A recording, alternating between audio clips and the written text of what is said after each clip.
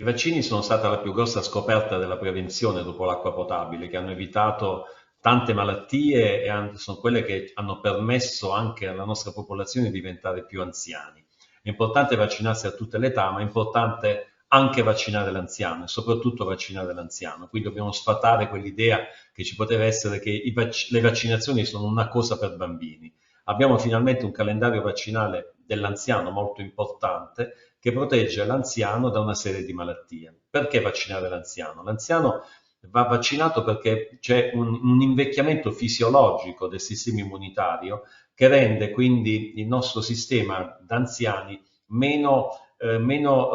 resistente agli stimoli dei virus e dei batteri e quindi si può provocare il fenomeno dell'immunosenescenza, quindi il sistema immunitario invecchia, fa più fatica a combattere gli agenti patogeni esterni, virus e batteri essenzialmente, e quindi aumentano le complicanze di queste stesse malattie. Quindi noi dobbiamo vaccinarci per evitare l'infezione in qualche caso o per evitare le complicazioni delle infezioni. Ed è questo molto importante perché la scienza ci ha messo a disposizione vaccini sicuri, innanzitutto, perché li facciamo a persone sane, quindi i vaccini devono essere sicuri, e bisogna fidarsi del proprio medico, quindi evitare di andare a cercare su internet da siti improbabili o sentire quello che ha detto la vicina di casa o l'amico, ma siccome noi medici non diciamo il nostro parere, ma diciamo quello che la scienza e l'evidenza scientifica ha portato avanti, quando diciamo che è importante fare questa vaccinazione, è importante anche quando farla, è fondamentale che ci sia questa comprensione, questa fiducia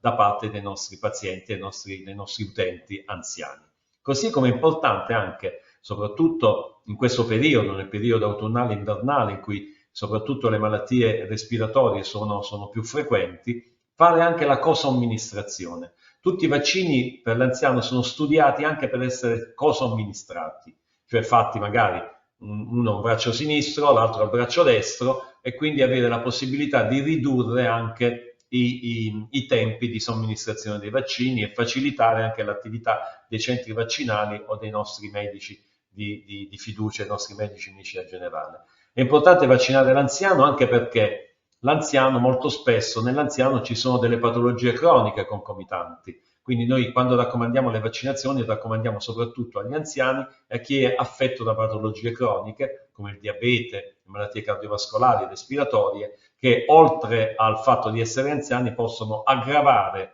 queste malattie e rendere più frequenti anche le complicanze, che adesso sono anche molto importanti a secondo della malattia di cui stiamo parlando.